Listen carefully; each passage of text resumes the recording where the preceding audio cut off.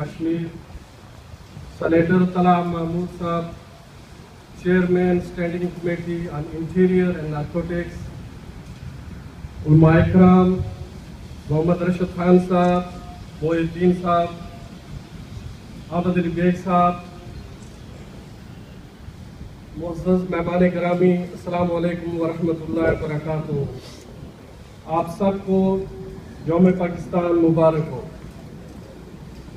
یوم پاکستان کے اس پرمسرت موقع پر میں اپنی اور پاکستان ایسوسی ایشن کی کونسل کی جانب سے آپ سب کو پاکستان کلب آمد پر دل کی عطا گہرائیوں سے خوش آمدید کہتا ہوں۔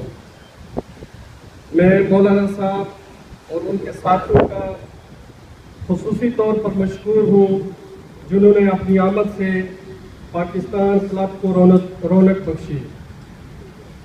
حضرت کی ہم کا آمد اور پاکستان کلب میں ہمارے درمیان موجودگی یقیناً ہمارے لیے قابل عزت ہے۔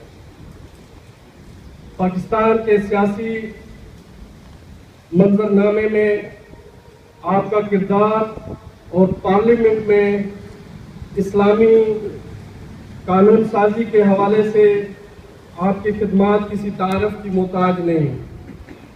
افغانستان اور کشمیر کے بارے میں آپ کا موقف ہمیشہ پاکستان عوام کی خواہشات کے مطابق رہا ہے۔ اس سے پہلے آپ کے والد گرامی حضرت مولانا مفتی محمود رحمۃ اللہ علیہ کی پاکستان کے متفقہ آئین کی تشکیل اور خصوصاً تحریک ختم نبوت کے سلسلے میں آپ کا لازوال کردار تاریخ میں انشاءاللہ ہمیشہ یاد رکھا جائے گا۔ ہم انشاءاللہ آپ سے پاکستان کے بارے میں مزید گفتگو بھی کریں گے۔ چونکہ پاکستان کلب کی کونسل کی اپنی مدت پوری کر رہی ہے، بینگ اے پریزیڈنٹ شاید یہ میرا آخری نیشنل ایونٹ ہو، میں ان سب لوگوں کا شکریہ ادا کرنا چاہتا ہوں جنہوں نے اس 4 سال میں اپنی قیمتی رائے سے مجھے وقتاً فوقتاً گائیڈ کرتے رہے۔ میں آپ سب کا مشکور ہوں، دوبارہ آپ صبح تشریف لائے۔ میں اپنی بہنوں کا بھی مشکور ہوں اور اسٹوڈنٹ جو اسکول سے آئے ان کا بھی شکریہ ادا کرتا ہوں۔ انشاءاللہ میں آپ کے اور ناشتے کے درمیان زیادہ دیر حائل نہیں رہنا چاہتا ہوں۔ اس کے بعد مولانا فضل الرحمان صاحب کا مختصر بیان ہوگا اور انشاءاللہ اس کے بعد ہم ناشتے